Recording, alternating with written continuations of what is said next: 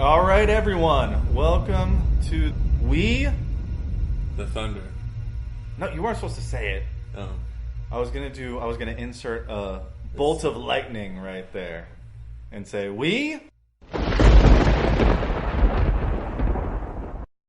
Thunder. But you don't even really have to pause because then you could just insert it. We don't have Oh, to that's pause at true. all. But obviously we're new to this, so. Obviously. And I don't know if that's going to be our intro for every week, folks, but I think that's going to be a work in progress. Shooters try introing the show. It's so a give start. us some feedback and let us know what you think. All right, so this is I can't not pause now.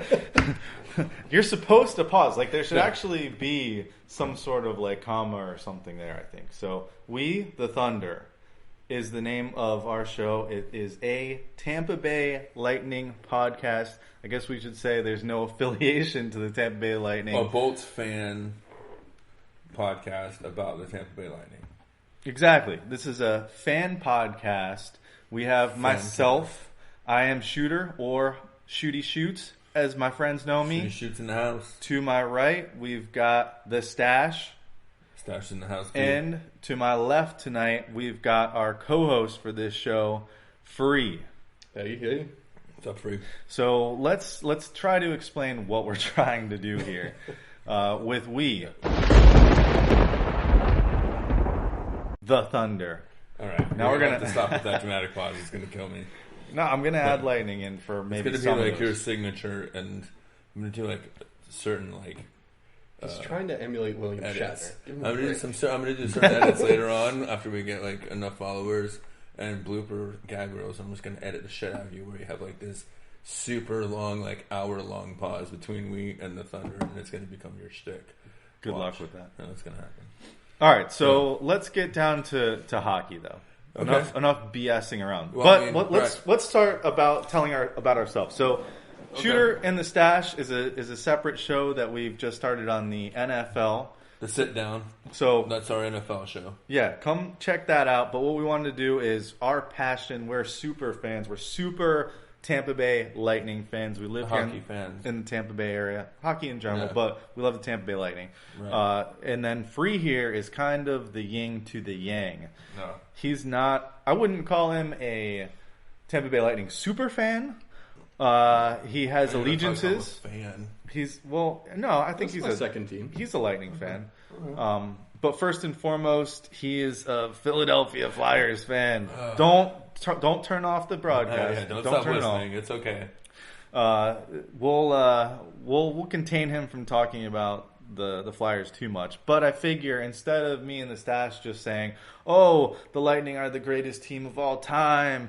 They're so great. They have no weaknesses," we'll now have someone that can say, "Whoa, Shooty, you're way off base there." So that's kind of the idea behind having Free on the show. And we're pumped for the season. Yeah. Indeed we are. Coming off a really productive season last year, growing and building something that I think is a product that's going to be effective for years to come.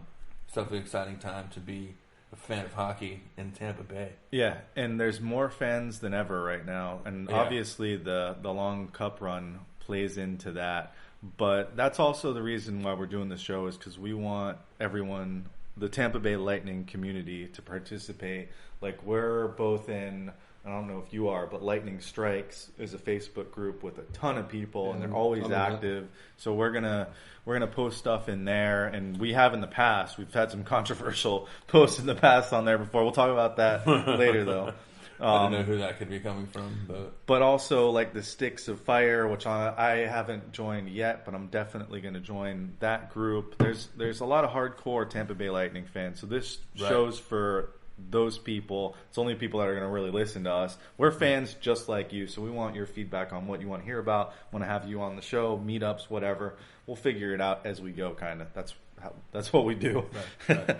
So go ahead. I was going to say, so I guess that'll take us into when we started watching hockey, what gave us our love for the sport. Because, I think it's fair to say for all three of us, hockey is our favorite sport.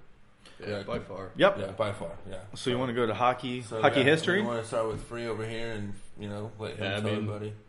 Obviously, I'm coming from Philly. That's where that fandom comes from, because I was born and raised there. So I've been watching hockey since I was probably 3 years old. I actually have pseudo family. My dad's best friend growing up actually played hockey for the Islanders and Sabres, and I would go to those games as a kid, and that was Pat LaFontaine. So I do remember those games growing up big time. Then we moved to Baltimore, and that's where I met Mr. Shooty over here, and we played hockey on the street all the time. Street hockey. Straight up in the streets of Baltimore. And I actually grew up watching the Washington Capitals when I was a youngster. I remember my dad bringing me to a game, and that's how I kind of got hooked. And we started playing out in the cul-de-sac and getting more involved. But really, I mean, there was kind of a defining moment when I started to really like the Lightning. Because when I first moved down here, I was kind of like you. I was stuck on my old team. I was still a huge Caps fan. There was a moment in franchise history for me where I went to a Lightning game. This is when I was a senior in high school, and I broke my leg, actually. And I went to a Lightning game, and we had nosebleed seats. And this was when the Lightning were not very good. I think 99. They had Vinny, and things were on the upswing a little bit at that time, but they weren't very good. We had horrible seats, and I met someone in the elevator that worked there, and I guess out of sympathy for my broken leg and me taking the elevator up to the top level, they gave me fifth row tickets that I guess no one was going to use, and that's what I was like. Tampa Bay Lightning are pretty cool. Yeah. So that's cool. I mean, obviously, in between or after that, they went on to win the Cup 5 years later, which was an awesome moment for me. Well, and then 01 is when they really started making the playoffs. Was it 2000, 2001?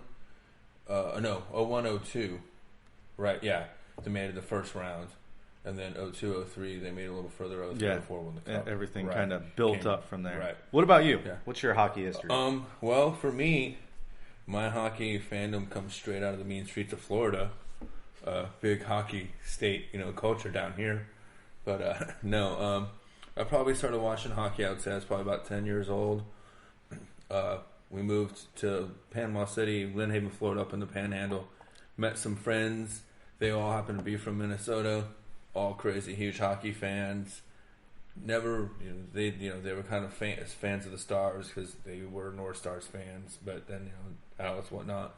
But that's when the Penguins were just red hot. They had Lemieux, Yager, Samuelson. I mean, it was just insane. So that was really my first team that I started watching, because they were kind of like the Bulls at the time, where if you watched and you were a casual fan, that's kind of who you paid attention to. That's who you watched. That was the team. That was the team. Yep. And I definitely remember watching a lot of playoff hockey during that span. Maybe not so much regular season. We were always playing and doing other stuff. But when playoffs started, it was definitely a season for us. And we all, instead of playing guns or swimming or whatever else we were doing, we were having sleepovers and stuff watching the Stanley Cup playoffs. So, and then I moved to Tampa, in 02, and that was when they kind of made a little bit some noise in the playoffs. And then 03, 04, when we won the Stanley Cup, for me, that was definitely my defining moment as becoming a legitimate hockey fan and sport fan of the Lightning, because I was at every single game for that playoffs, and that's when they did the $8 tickets to the first 100 people at the box office in the morning. We were there for the first series and there for every series after that, and it just grew and grew and grew. Just incredible, crazy experience. So not only did we win the Cup, but there was so much camaraderie of that plaza, Thunder Alley now they call it, was just covered with tents and showing Miracle on the side of the building and opening up shops when it was still there, at night, so we could eat and have some drinks and whatnot. It was a very cool experience. And right there, that was definitely, obviously I was always a hockey fan. I was a hockey fan of hockey more than any other sport, pretty much since the first time I ever saw it. But for me, definitely was that, and a lot of people can say whatever, but that's definitely that Stanley Cup experience. It wasn't just the fact that we won the Cup. It was experiencing that whole series, that whole season of that second season of the playoffs. So it was a magical year. It was indeed. So let's talk about the now. Obviously, expectations in my mind are higher than ever. To get back to that cup, and we're pretty much getting ready to start the season. In fact, this past weekend, Lightning launch weekend, there were events Friday, Saturday, and Sunday. There was a concert at Thunder Alley Friday night, a street hockey setup at Pier 60 on Saturday. And then there was the Fan Fest. I think I'm the only one out of the three of us that made it to Fan Fest. Is that right? Yeah. So it was cool. It was similar to Fan Fest last year and probably the previous 5 years of Fan Fest. But it's good to see, the players on the ice. There was a ton of people there. They announced 8,810 people. That's awesome. Which is pretty good. I mean, it was a free event, but hockey in Florida is running strong, obviously. Is that their biggest turnout? Probably one of, I would say. I'm sure. I know they increased season ticket sales by 3,000 so far. So they sold 3,000 more seats for season tickets this year. Yeah, that doesn't surprise me. And I would expect that to go up as the season gets started here. Right. And talking about hockey in Florida, the Panthers actually have 90% return rate on their season tickets as well. And that's a good sign, too. It's a good show down there. They got a lot of young talent, too. So that's a rivalry I hope that sticks around for you guys. So Fan Fest, though, it was pretty interesting. They had, interviews with Yzerman and Vinnick, which were pretty good, and obviously there's nothing too revealing with those. But they had also one with Brian Engblom, who is the new color. Was it TV play-by-play announcer? Basically, he took over for the Chief. He will be taking over. Yeah, he's the new color commentator. So it's cool that we got him. He came from NBC Sports, so that was a huge score in the off season. Even though I think we're all on the same page that we all wanted Chris Digman to get that job. That's not where he wanted. I don't think that's where he wants to go in his career, though. So you don't think so? That's cool. From interviews, I mean, I don't know the guy. We've obviously met him a few times, but. I don't know the guy. Just interviews that I've read, he said that that's not really where he wanted to go doing the whole game because he likes to be able to really watch the game, and that's one thing that a lot of guys say when you're, even when he's between the boxes or behind the ice, down there on the ice, he doesn't like doing that so much because he likes being part of the game, but now that he can sit up and watch, he likes being able to watch the game better from the boxes. Or, we can see better. That makes sense. I like him on TV, though. I wish he got that job so we can hear more from him. It feels like he's kind of like the fan, kind of like us, even though he's obviously a player. He's won two Stanley Cups. So, but Brian Engblom, I'll take that. It's going to be nice to have kind of that national guy locally here now. Yeah, he'll give you more unbiased opinion on what's going on, which I don't want. You do want that on the TV commentators because if you have 100% bias, it doesn't come across to outside fans very well. Yeah, well. Yeah, but are you going to watch the Lightning? Well, I mean, if you're watching on Dish Network or on the satellite, you got both feeds. Yeah. Are you going to watch your hometown feed or are you going to watch a visitor's feed? You're probably going to watch your hometown feed because you want a little bit of hometown bias. Yeah, you know. And the Chief was the best at being able to say, oh, this is ridiculous. And that's the one thing I loved about the Chief. Yes. He was never afraid to speak up and be like, are you kidding me? Just like the fans, just like us. Yeah. It's like if one of us was doing the color commentary. And that's what I like about him. What I will miss is pretty simple. Just like the turnovers in the defensive zone, just the groans. No. I don't think we're going to get any. We're not going to get any Engblom. No, I think the "Are you kidding me?" is definitely his trademark phrase. Are you kidding me? Yeah. So have you ever listened to a Boston broadcast? No, there's a reason for that. If you ever switch over that's the most biased broadcast you'll ever hear. It's crazy. Shocking. Yeah. So, I mean, only Philly could be worse, right? Right? No, actually, they're pretty unbiased when it comes to their broadcast. It's actually refreshing because Eagles are not that way, Phillies are not that way. The Flyers, their announcers and broadcasters are pretty unbiased. So FanFest, just to wrap it up, was there was autographs, and they had Tyler Johnson, Victor Hedman, all available. I don't get into that; my kids are too young. Lots of stuff for kids. I like the used equipment sale because I'm the only one at the table here who's actually a hockey player. Just for those other hockey players that are looking for the the real story out there. But I will say they have done that used equipment sale for years now, and it's very popular. But their prices just keep going up and up. This is the first year I did not buy anything because it was just I'm not going to pay $150 for something that's used, like a pair of gloves with a hole in them. You know, as we start to lose listeners. No, about Rob. No, because there's people there's a lot of people in Tampa Bay that play hockey, and they're going to listen to me over you guys just because they know I play too. Wow, and I'm legit on the ice. Wow. This guy. So the other thing that I didn't tell you guys about just discount my 12 years of playing. Okay. Right. You never played real ice hockey on the mean streets of TBSA, though. The mean sheets, you mean? Yes, good point. He's supposed to be the real guy. He doesn't even know any hockey puns. Because I'm used to him playing on the streets, not the sheets. Okay. Yeah, okay. So here's a cool thing that I noticed at FanFest. There is a guy walking around, and I'm assuming he's a season ticket holder, named Spidey Bolt. Oh yeah. Have you seen this? I didn't notice it last year. A picture on the Lightning Facebook group we're a part of, and he had his shoes. Yeah. With the white laces and that's blue the guy. laces. Yeah. So he's got the Spider-Man outfit with blue, and he's got his blue Bolts jersey. It says Spidey on the back. And I think he's number 63. So that guy, we got to get him on this show. I think that's our first goal of We the Thunder is to get Spidey on, or at least we'll meet up with him and give him a little interview to see what Spidey's all about. I thought that was pretty cool. I like that guy. I haven't seen Deadbolt around in a long time. Who's that? Oh, the guy that has the Deadpool is a Bolt. No, he's got the Grateful Dead Bolts jersey. Oh, yeah. And it's all custom. It's a beautiful jersey. I haven't seen that either. He's season ticket, but I haven't seen him the past couple of years, so I don't know. Yeah, well, there's some awesome Lightning fans, and we're hoping you guys will reach out to us. And to get a hold of us, you can talk to me at Shooty Shoots, and the stash is at Talk Stash. And if you want to talk to Jeff, he's all about Reddit. He was telling me, how do we get a hold of you on Reddit? Just look up Ginger Dirty Mitts. That's weird. Well, if you know the story of Giroux and his dirty mitts, then you get it. Your dirty mitts off. At least it's hockey related. He does like to grab the butts of police officers.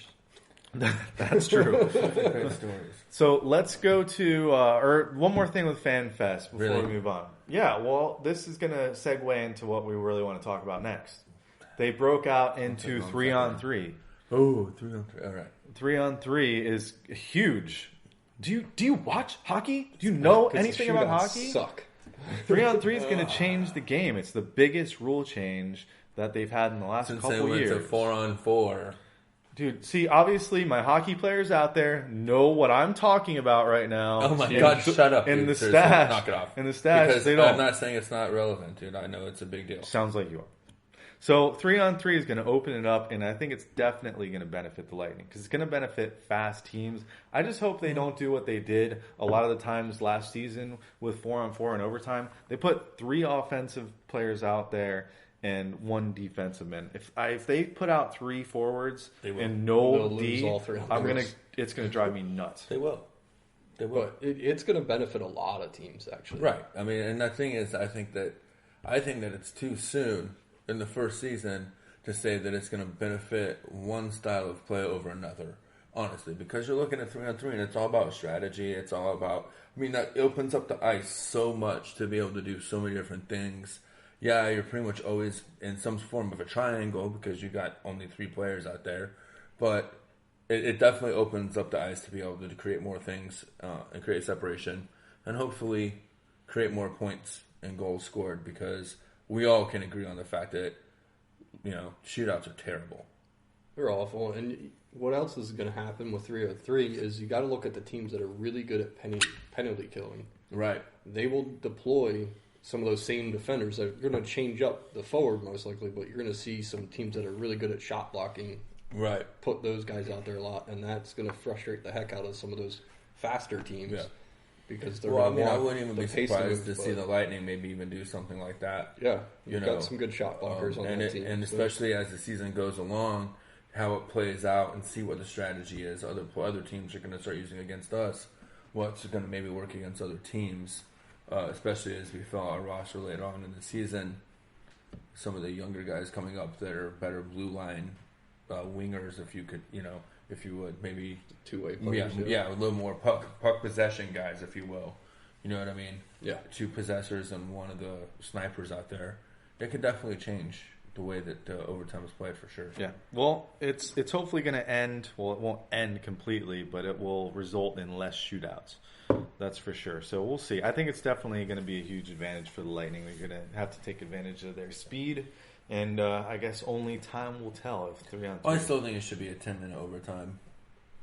My thing is, I think it should be 5 minutes 4-on-4, 5 minutes 3-on-3. If you don't score in the 4-on-4, and it's not like you don't take a break in between. It's really like a 5-minute period. Boom, then you're down to 3. Then a 5-minute period, and then if no goals are scored, then I just think 5 minutes is such a cheesy amount of time. Yeah, especially when you get to the playoffs and and all of a sudden you have never infinity games. Yeah. So infinite games. Exactly. It's like, okay, so all of a sudden we go from where no way we're going to play more than 65 minutes of hockey, because shutouts don't really count as playing hockey, right? It's a skill. Right, exactly. It's not really playing the game. So you only have 65 minutes of skating, really, in the game. And then all of a sudden you go in the playoffs, and first round, Chicago had 2 double overtime games. Oh yeah, there's always going into triple overtime. Overtime, and both of them were early in the third overtime, but still, you had 100 minutes of hockey out of nowhere. And so that's one of the problems I have with the way they change. I understand for TV, for viewership, you can't have these infinite games during the regular season. It's not the league that it used to be. It's not the TV. And the other thing is, too, the TV landscape has changed so much that you can't just put something on and say, oh, it doesn't have a time to end, per se. You know what I mean? They have to be able to say, oh, well, at the end of this time slot, the maximum amount of time you can take, well, yada, yada. So that is another reason I think that also affected the overtime rules for the NHL, trying to be more alluring to television contracts. Boost ratings. Right. Which they need more watchable. Well, yeah. I still think they're a healthy league overall, regardless of Bettman, and he's done a lot better things than the last 5 or 6 years than he did in the first 10 years or whatever in the league. So, but that's another conversation. So yeah. So there was one other rule change that has not gotten as much press, though, that I think is a huge rule change. Oh yeah, it's bigger than the 3-on-3. I agree. I don't know about that. 3-on-3 is going to affect the outcome of a lot of games, but I don't think it will. It won't as many. It's the coach's challenge. Yeah, the coach's challenge. So essentially what the NHL did is they went to basically an NFL format where a coach can challenge really only 2 things. You can challenge goalie interference, and you can challenge if an offsides play leads to a goal. So that's one of those things where there could have been an offsides play 2 minutes ago, and then a goal gets scored 2 minutes later. Right. You know what I mean? But then you can challenge it after that goal is scored and say, hey, this was offsides 2 minutes ago. Right. So that happened a couple times last year, and that led to that. But this one's going to be more about that goalie interference, I think. Yeah, it's a big part of it. So it'll definitely change the results of a lot of the goals that are out there, and I think this was long overdue. I don't know. I don't know if I'm a fan of it. Well, you're a fan of just like the referees making the calls as they happen on the ice? Well, here's my logic, though, before you start giving me the googly eyes. My logic is I think a lot of the criticism and a lot of these crazy rule changes in the NFL really started when they started after the coach's challenge in the NFL. So it led to a lot more scrutinization of the rules, a lot more clarification being needed, this and that. And so now you're going to start seeing the same thing happen in the NHL. And I think it's going to start changing the game in ways that people can't even really comprehend right now down the road, especially when it starts to coming to some of these rule clarifications and then player safety, some of these hits. They're going to start being able to challenge hit. I mean, it's a waterfall. You know what I'm saying? It's a waterfall, or the avalanche effect, however you want to call it, snowball effect. It's just going to keep growing exponentially. It's just a can of worms that you opened, that now the referees are going to be open more and more to scrutiny. And that's the one thing, no, I don't really always agree with their calls, but that's the one sport that was left where the refs called the game and that's all there is to it. There's no bullshit, no him and haw, no, oh, that was none of this. And I think it really cheapens the integrity of the game itself when you're able to start questioning the officiating of the game in a broad sense like that and being able to challenge specific calls. Yeah, but the game is so fast that how can a referee, possibly keep up with the puck? Trained. They screw up all the time, and you know it. Guess what? So do computers. I mean, so do, there's video so doesn't. Video, okay. The goaltender interference, though, there was a lot of goals overturned that actually should have been valid. And last year it really increased. But if they reviewed it already and overturned it, you know what I'm saying? They can't. The thing is, once they make that call by the rules, they can't flip it. Right, exactly. This is going to change that. Which they didn't have to do a coach's challenge. They could have just altered that rule. That if by video review there's no contact. Right. Well, I'm a fan. Good. Yeah. But I like the coach's challenge because a coach has the option to even challenge it. Right. He doesn't have to. Yeah. And you get... I mean, I see where you're coming from. Go ahead. Yeah. So you get one challenge if you take your timeout. You have one timeout in the NHL. Mm-hmm. If you take that timeout, you basically lose the challenge. Wow. Any reviews on whether the puck has entered the net, which is completely different. Just did the puck cross the line? Right. All still comes from Toronto. Right. So we'll see what happens. Well, I'm sure this won't be the last time we talk about that. Well, no, and the other thing is, I mean, again, just like kind of like the NFL, the other problem I have with it is quit dipping your toe in the water. If you're going to set the system, see if it works. You get one, if you use your timeout, you don't, that timeout is one of the most crucial pieces of strategy that, only real fans of the game understand how important that timeout is, and sometimes it doesn't even get used, sure, but that still is one of the most important tools that a coach has in their tool belt. So does that make it weighing being able to challenge a penalty versus being able to take a timeout? One timeout, it's not like the NFL where they have 3 timeouts. Okay, I can sacrifice 1 timeout. I still have 2 based on this amount of time left in the game. And the NHL got 1. And it's vital, especially coming down to playoff time. We were trying to make the playoffs in the playoffs. Depending if you're home or away, a lot of times if you're the away team, you like having that timeout late if you're behind, Yeah, but if you can wipe a goal off the board or get a goal, screw the timeout. No, I mean, I don't. I'm taking the challenge. I don't necessarily disagree with you. I'm just saying I feel like they kind of pussyfooted around with this rule, and they're kind of like, just like tossing it out there and saying, what do you guys think? You know what I mean? Instead of coming out and being like, boom, this is the policy, this is the situation, and this is how we want it. If it doesn't work, then we'll change it. But now it just seems like, we'll just barely give it a little. Does that taste? I don't know. That's the way I look at it too. It doesn't seem as bad as Major League Baseball's attempt at it. Well, I agree. That's giving true. them Major League Baseball is definitely TV the worst. To review a play. Well, no Lightning fans want to talk about baseball, right? So, but yeah, let's equivalent to their I mean, absolutely. I think it's definitely more effective than Major League Baseball's first attempt at replay or challenge system. So let's go into the off-season moves. We'll go back into that hardcore Lightning coverage that we've promised you. Although we're going to talk about just general Lightning or NHL team stuff. So during the off-season, the Lightning did not do much.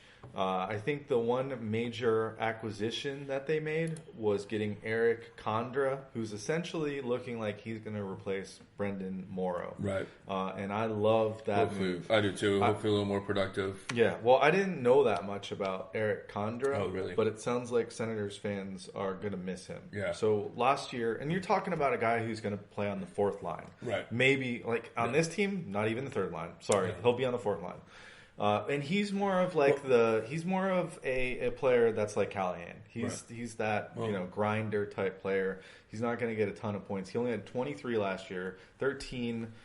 He was a plus 13 in 68 games. So he's that guy that can play defense. That's what you want to see, puck security when he's on the ice. Yeah, huge He's shot quicker blocker. than Morrow too. Yeah, he's definitely he's a little bit younger, got a little better legs on him, and not quite as many miles.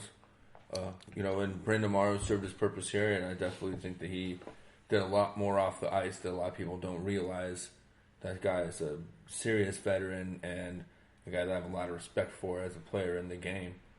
But, you got to move on. Yeah. And, we're a young team, so that's really where we're focusing on is getting younger. And we need to keep those veteran guys. And I think Condra's a good compromise when it comes to a little bit younger, but still got some good veteran leadership ability for the team that we need on the back end. Yeah, and that's what I was thinking.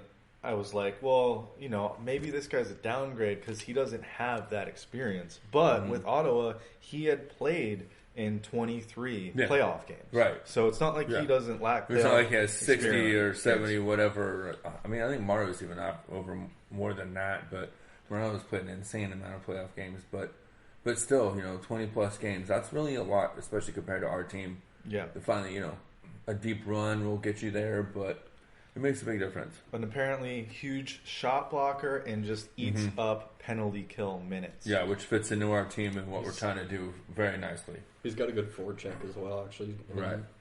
That's going to help you guys. He's one of those good puck possession guys, kind of I was referencing earlier too. Might be good at certain times in the 3-on-3 or in the penalty kill. So, and I found another interesting fact about him, and maybe this was a little insider recruiting by John Cooper, because Eric Condra actually has played for Cooper back in 03-04 on the Texarkana Bandits. No, Texarkana. Is that what it is? Somewhere up there in the Great White North. Texarkana, Texas. Is that that's in Texas? I think it's actually it's either Louisiana or Texas. It's on the Louisiana. I figured that was like the Texas version of Canada. Dude, have you ever seen Smoking the Bandit? Texarkana is where they're trying to get to. We got along. Yeah, man, they're trying to get to Texarkana. Well, you need to go back and watch the Smoking the Bandit, bro. It's a reunion at the Amalie Arena then this year. So I think that's a huge upgrade. But really, that's not the biggest story of the Lightning offseason. And this one's one that's going to ruffle some feathers. What's your thought on the Stamkos non-deal, I guess you would say? For me, it's a non-story. Don't you think it would have been a great idea to sign him and not have to worry about this and this not be a story right now? It would be a great idea, but at the same time, what I also think is a great idea? Not to question freaking Yzerman. That's the way I look at it. Do you think he's trying to sign him? Because in the back of my mind... Yes. Yeah. In the back of my mind, and maybe in the back of his mind, he's thinking... No. Do we need to spend $8 to $10 million a year on Stamkos? Yes.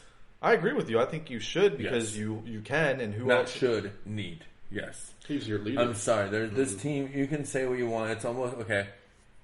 Never mind. I'm not gonna do it. I almost made the reference. Won't make it. Not yet. But I'm just saying you can take away the best player and be like, oh, look at all the steps we have and blah blah blah. Stamkos is the best scorer in the league, except maybe behind Alexander Ovechkin, obviously, because he has more goals, but he's not really a team player or whatever. So, anyways, but you can't. This team would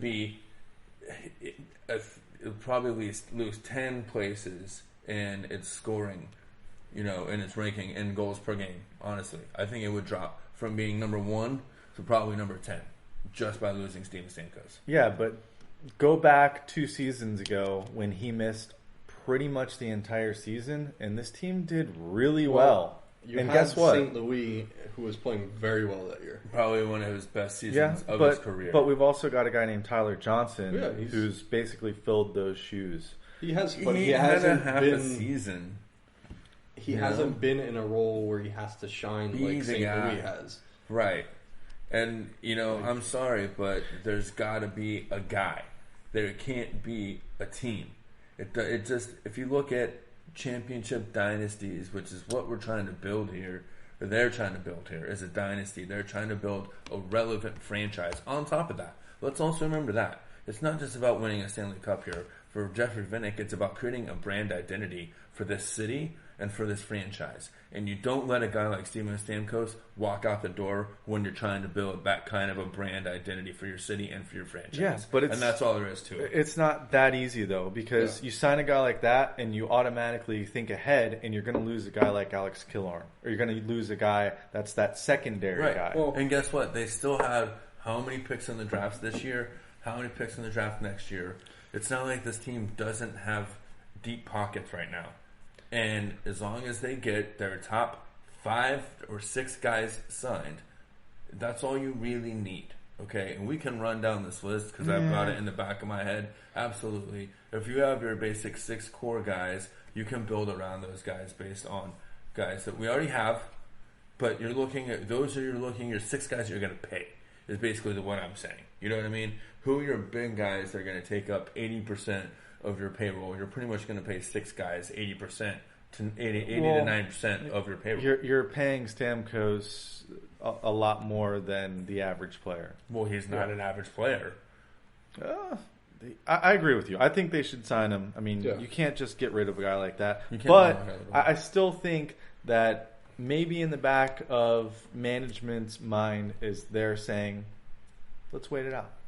Because I think that they have the luxury where they could trade him, just load up on draft picks, and then, I mean, you got to sign the triplets.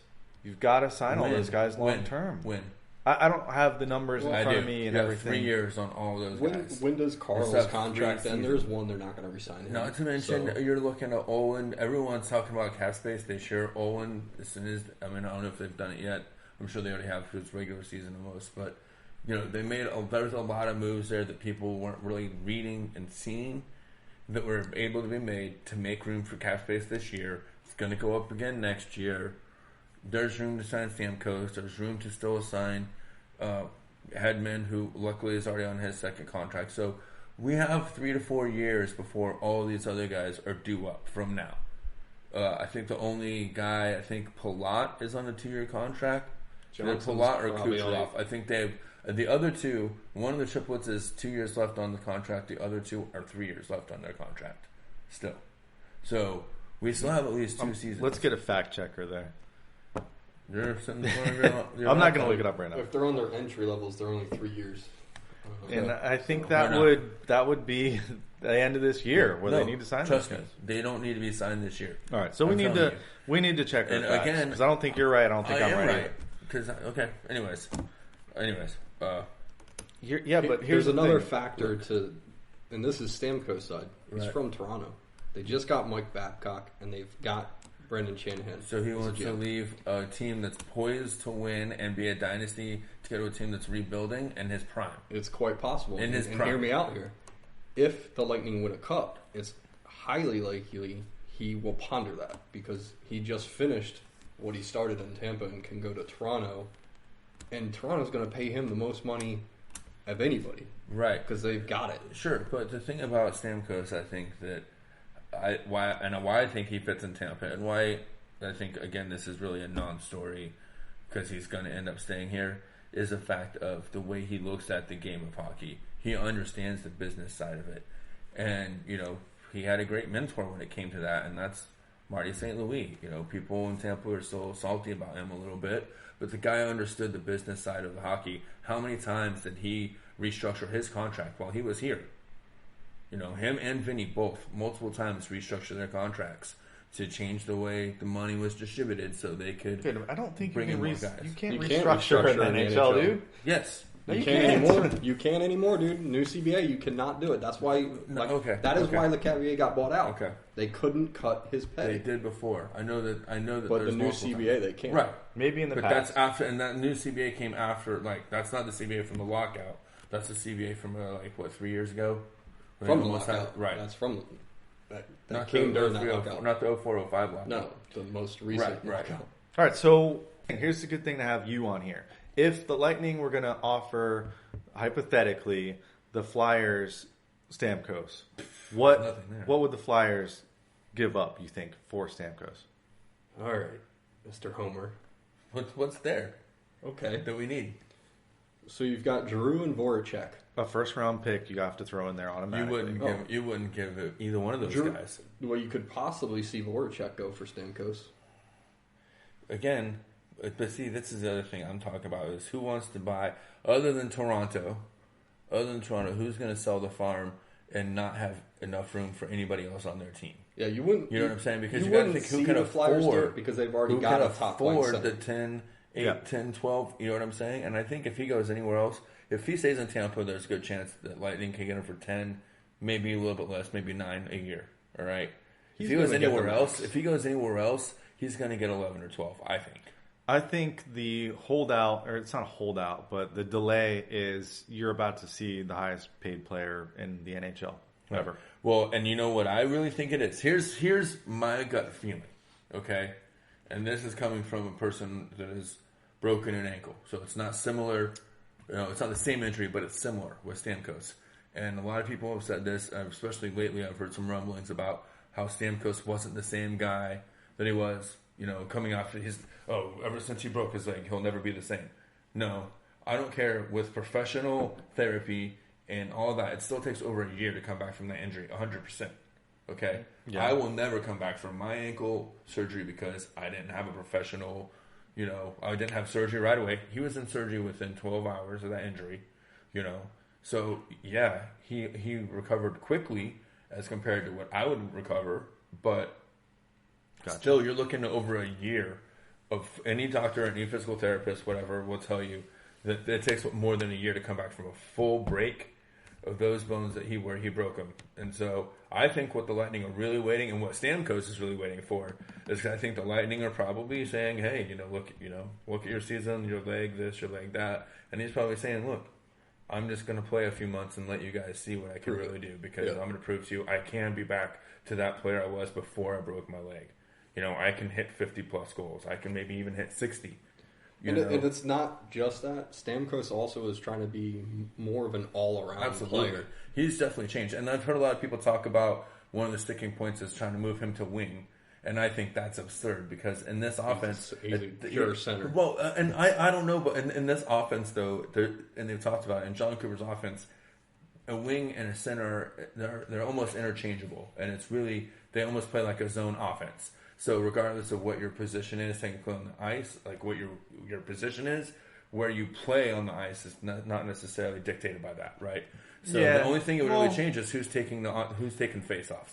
That's really the only thing it would change. And Stamkos isn't that great of a face-off guy.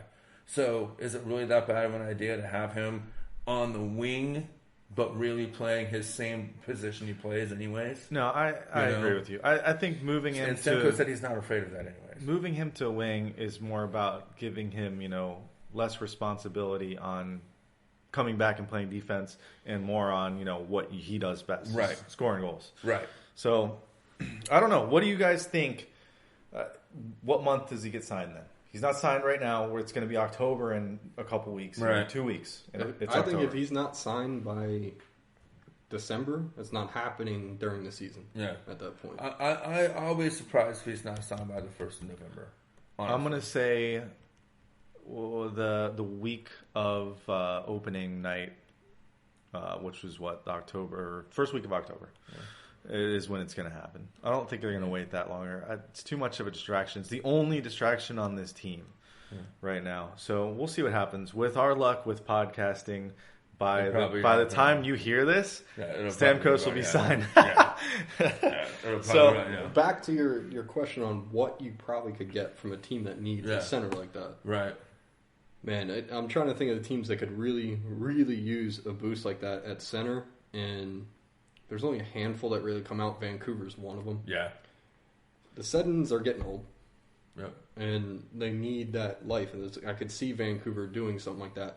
But they don't have the existing players that would excite you in that trade. Mm-hmm. But they're definitely going to have the picks that would excite I think that you're looking for a lot of picks. Maybe a team has 2 first-round picks. Yeah. Or gives up their next 2 years' first-round picks. Some high-talent prospects. Yeah. And, you have to at least get 2 first-round picks. And I think a lot of teams would give that up. Well, I definitely think there are people out there that are interested and that would work for Stamkos. But again, the one thing that you're looking at is he's not signed to a long-term contract. So that does limit his value.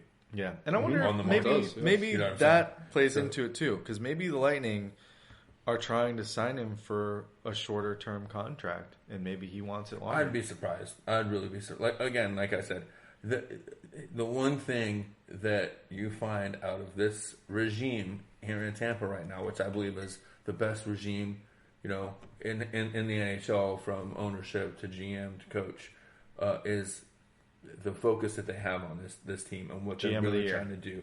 Absolutely. GM of the year last year. So what you're talking about is they're trying to build a brand and an identity here, like the Red Wings have. And you don't get that with... And I love Johnny Hockey, and I love Palat, and I love Kucherov. But you can't say Johnny Hockey. I know, whatever. Because that name's taken by... whatever. I've been following him since before he came up, and they called him Johnny Hockey. But anyways. But yeah, Tyler Johnson, I'm sorry. Spokane, Washington, shout out. Yeah, but yeah, so, Tyler Johnson, as much as I love those guys, they're still role players. The future of the Lightning. They're role players. They're the future of the Lightning. They're still role players. They're not number one stars. They're not Alexander Ovechkins. They're not Sidney Crosby's. They're not, Patrick Kane's, whatever. We'll get, but you know what I'm saying? They're not faces of the franchise type of guys. Stamkos is. And if you want to build a franchise like Vinnick and like Eichmann want, you got to have Stamkos. I'm sorry, you have to. That's all there is to it. But you don't know what's going to happen. I'm not talking about winning cups. I'm not talking about winning cups or winning games. I'm talking about an identity as saying we are the premier franchise of the NHL. That's what they want to do. And it's clear. If you look at it from the outside, looking at it from a business perspective, that's their motivation. Everything they're doing for that area to revitalize Tampa, bring business in there. They want to say not only the premier franchise of the NHL, they want to be the premier franchise of professional sports in the United States. So if you want to be that, you've got to have the guy. You've got to have Tom Brady. You got to have the freaking, Bryce Harper. Sorry. You gotta have the Bryce Harper or whatever, I know Ron doesn't like us comparing to other Bryce sports. Harper? Ron doesn't like us comparing to other sports. You gotta have the Michael Jordan, whatever. Getting back to Rob's point on the short-term contract, there's actually a perspective there that they could be doing that, and that relates to the Patrick Kane situation. Mm-hmm. They've got him long-term, and that whole off-season turmoil, that definitely stings if they... Right. If he actually, say he does turn out guilty, that contract's a huge freaking waste. I'm sure the NHL will let him wipe it, but that's right. There's things like situations like that can come up. He could have a major injury, and then you're stuck with it. Right. Like, there's certain things about it that's possible. And I would say any other player other than Stamkos, Ovechkin, Crosby, those three guys, maybe. But those are the three guys in the NHL that you want on your team for as long as possible, no matter what. Right now in the NHL, even still, as old as Ovechkin's getting, he's still that one guy that you want signed as long as possible. Crosby, whatever, you know what I'm saying? Those top three guys in the NHL.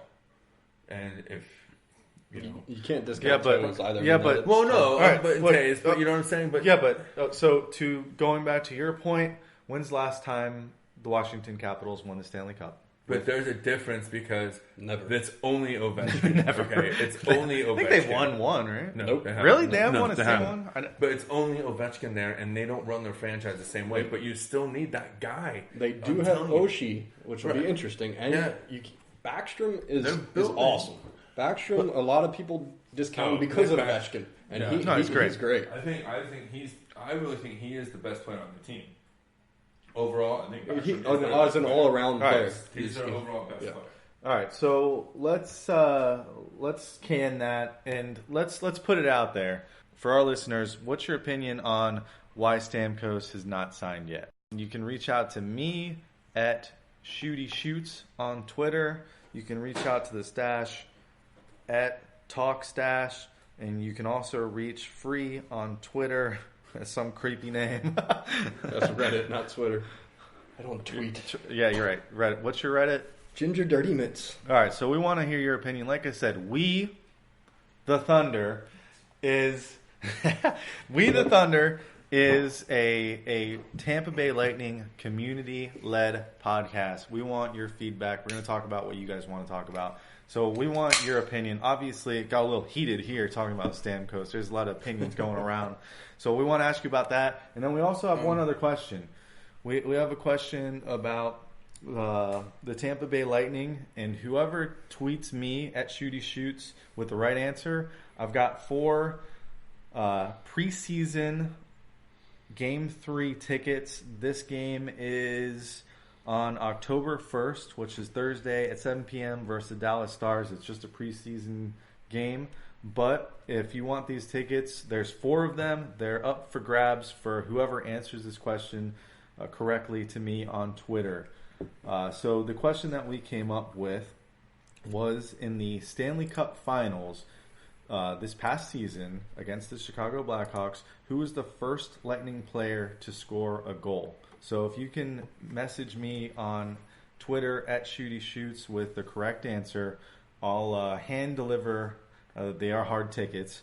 I'll hand deliver some Tampa Bay Lightning tickets to you. So good luck with that. What else? Is there anything else you guys want to talk about? Yeah, actually, there's one thing I really wanted to talk about, which is the youth initiative, the Build the Thunder program that the Lightning launched this last week. I think this kind of goes hand in hand with what I was talking about in the franchise and the community that they're really trying. Mr. Vinnick is really trying to build here. But basically, if you guys haven't heard about this, it's headed up by Jay Feaster. Which, if you're a Lightning fan, you gotta love. So glad. Yeah, I mean, having him back in the Lightning family, I just can't say enough about that guy being back here. But that being said, they're looking at a $6 million program here in Tampa Bay to funnel money into the youth program for the youth hockey program in general here in Tampa Bay. So, really, what that really entails is what it looks like 5 different phases. Starting out with Equip the Thunder, which is basically distributing 100,000 street hockey sticks and balls to elementary kids throughout the Tampa Bay area. 10,000 hours of progressive training. Train the Thunder for players and coaches. So, and the local programs that are going on, people are already playing, people awesome. that are coaching. Are they going to do a junior squad? Yeah. Well, no. To be a coach, to actually be on ice with players, you have to be registered with USA Hockey, and you also have to take a coach's training to be on ice with kids. And that's what Train the Thunder is really going to do. Is that's going to help train local referees and coaches to be able to go out there and help grow the sport. So there's more people coaching and refereeing games. What I mean about a juniors team, there's other teams out there that do have young age kids. I think it's sub 14. Junior. Well, junior the last thing that they're talking about here, Create the Thunder, is establishing 10 JV hockey programs for aspiring high school hockey players. So they're looking at creating basically a JV hockey league here at the local high school not clubs, an actual league. Right, exactly. No, they're already really involved with all the local hockey. So that's crazy. And what's funny is that's the first I've seen that wave. Really? It's all that's been. What scares me though is those headlines: Equip the Thunder, Train the Thunder, We the Thunder. Are we gonna get? I know. We're gonna get sued. They already have that slogan, so you might want to think about changing that. It's something that I think all Tampa Bay Lightning fans can identify with. I don't think that I don't think we're stealing anything. I mean, we're like we said. They use Be the Thunder. That's what they use. Right. Yeah. Yeah, and we're Tampa Bay Lightning fans. This is all about the Tampa Bay Lightning community, and that's what we're trying to do. So I don't. If the Lightning want to put a kibosh on the name, you can reach out to me on Twitter, and we'll change the name. That's fine. But we like the name. We want the community involved, and we love the Lightning. Yeah. So, and that's the one other thing I wanted to say though about this program I really like is that they're really focusing on increasing the number of youth players from the ages of 7 to 13 who are registered with USA Hockey, and they want to increase by 1,000 kids this year. Well, so I don't know if they realize this, but they did that probably just by their cup run. Because me playing at TBSA, I mean, our league that I'm in on Thursdays went from 4 teams to 8 teams in the last 6 months. Yeah. And if you don't think that has anything to do with the Lightning, you're insane. Yeah. So, absolutely. It has everything to do with the Lightning. Yeah. And that's something that, again, I think that it's something I'd like to focus on and I probably will, because that's one of my favorite parts and aspects of the Lightning is the way that they're committed to the community, and more so than any other local team, and than the Bucks or the Rays. You know, they're not as committed and invested in the community as Jeffrey Vinik is, and I think that goes a long way to the fans and letting the fans know, and that's why that's why hockey is the premier sport in Tampa, which I know a lot of people think is funny, but no, it truly is. It is. It truly is. You know, I've been to games in all three sports, and the Lightning ones are the ones that are exciting. Bucks fans just want to sit there and actually talk about going to the beach or what bar they're going to next. They don't actually talk about the game. Well, or they're just sitting there waiting for the Bucks to start losing so they can leave and go to the beach or go to the bar. All right, well, and give Bucks fans a pass. They've had a rough 10 years now. So they've had a rough upbringing altogether. I mean, we're lucky. It hasn't been an easy franchise to get going. Yeah. As Tampa Bay Lightning fans, we're very lucky to have the ownership that we have, the management we have, the players we have, the coaching we have, and that's why this podcast was so important. Well, that's to why us, right? Yeah. Well, anyhow, so let's. You guys got anything else for this week? No, I think we should wrap it up. Send us your answers. First Tampa Bay Lightning player to score in the Stanley Cup Finals this past season. Send it to @ShootyShoots. I got 4 tickets for you. And we'll see you $5 tickets in a couple weeks. I don't think you'll hear back from us until after opening night. But you might hear back from us soon. That being said, we the Thunder. Or should I say, we the Thunder.